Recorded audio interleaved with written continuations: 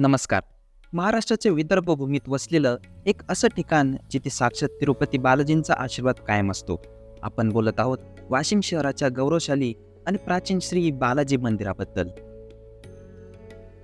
दक्षिण भारतात तिरुपती बालाजीला टेकड्यांचा सावकार म्हणतात, पण आपल्या वाशिमच्या या मंदिराला वाशिमचा जागीरदार म्हणून ओळखले जाते.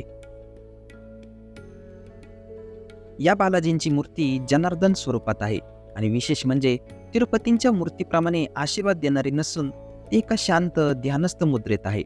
मंदिर परिसरात असलेले देव तलाव आणि कोरीव काम केलेली हेमाडपंथी वास्तुकला याची शोभा आणखी वाढवते. या वाशिम जिल्ह्याचे पूर्वीचे नाव वत्सगुल्म होते. वाशिम शहर ही वाकाटक राज्याची राजधानी होती. वाकाटक राजांनी 3ऱ्या शतकापासून 6व्या शतकापर्यंत राज्य केले. वाकाटक हे भगवान श्रीकृष्णांची पत्नी विदर्भाची राजकन्या श्री रुक्मिणी मातेच्या वंशातील होते. 250 वर्षापूर्वी वत्सगुल्म म्हणजे आत्ताच्या वाशिम नगरीत एका ठिकाणी खोदकाम करत असताना काही मूर्त्या सापडल्या. ही बातमी कळताच त्यावेळचे नवाब हशमत जंग बहादूर आणि स्थानिक देशमुख जमीनदार लोकांनी त्या ठिकाणी भेट देऊन जमीन आणखी खणायला सांगितली. त्यानंतर आतून हल्लीची बालाजींची मूर्ती, लक्ष्मी, गणेश, शारदा यांच्या मूर्त्या निघाल्या. त्या मंडळींनी वाजत गाजत हनुमानाच्या पारावर सर्व मूर्त्या आणल्या. पुढे या मूर्त्या हल्लीच्या मोठ्या मंदिरासमोर एक छोटे घर बांधून ठेवल्या. त्या काळी वत्सगुल्म भागावर तिघांची सत्ता होती. पूर्वेकडील भाग निजामाच्या ताब्यात, मधला भाग हा पेशव्यांच्या ताब्यात, तर पश्चिमेकडील भाग हा नागपूरकर भोसले यांच्या ताब्यात होता. परंतु मूर्ती सापडण्याची घटना पश्चिमेकडील म्हणजेच नागपूरकर भोसलेंच्या भागात घडली होती. त्यावेळी नागपूर येथे सेनासाहेब सुभा जानोजी भोसले होते. बंगालची खंडणी न मिळाल्यामुळे ती वसूल करण्याकरता पहिले रघुजी भोसले यांच्या कारकिर्दीतील अत्यंत निष्ठावान व शूर सरदार भवानीपंत काळू हे बंगालच्या स्वारीवर निघाले होते. यापूर्वी भोसलेंनी बंगालवर अनेक स्वाऱ्या केल्या होत्या, परंतु त्यांना खंडणी वसूल करता आली नव्हती. वत्सगुल्म येथे भोसलेंच्या भागात मूर्त्या सापडल्याची वार्ता भवानीपंत काळू यांना कळताच ते लष्करासह वत्सगुल्म येथे आले. देवतांच्या मूर्ती पाहून त्यांना खूप आनंद झाला. त्यांनी विष्णू मूर्तीला असा संकल्प केला की जर मी बंगालच्या स्वारीत यशस्वी झालो तर तुझे भव्य देवालय येथेच वत्सगुल्म नगरीत बांधेल. त्यानंतर ते तात्काळ बंगालच्या स्वारीला निघून गेले. बंगालच्या स्वारीला ते बालाजींच्या कृपेने यशस्वी झाले.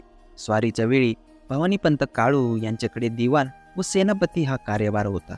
भवानीपंत हे कसलेले योद्धा आहेत याची खात्री सेनासाहेब यांना होती, म्हणूनच ते भोसलेंच्या फौजेचे मुख्य सेनापती होते.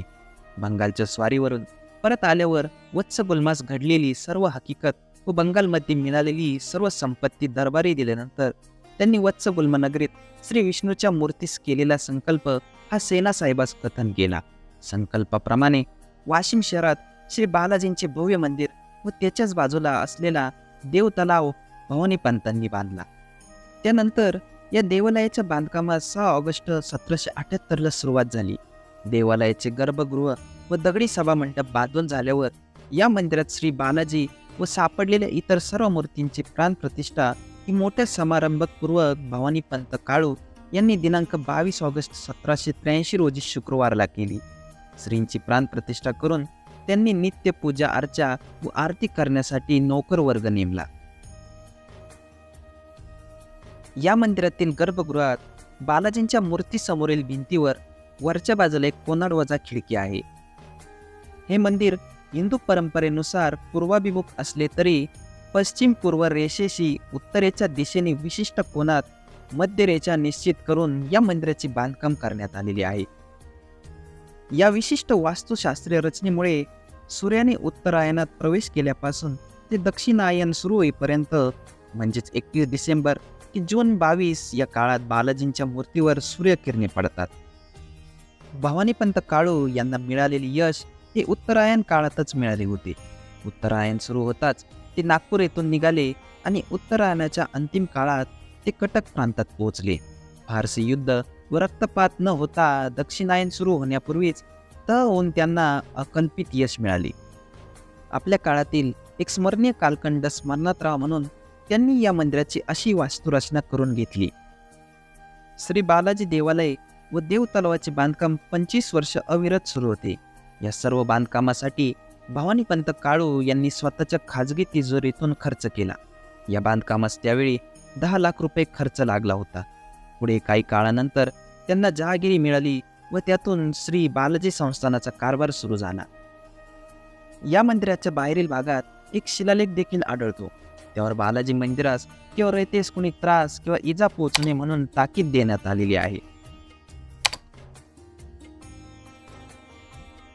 जर तुम्हाला विदर्भाच्या समृद्ध धार्मिक आणि ऐतिहासिक वारशाचा अनुभव घ्यायचा असेल तर एकदा तरी वाशिमच्या या जागीरदार बालाजीच्या दर्शनाला यायलाच हवे.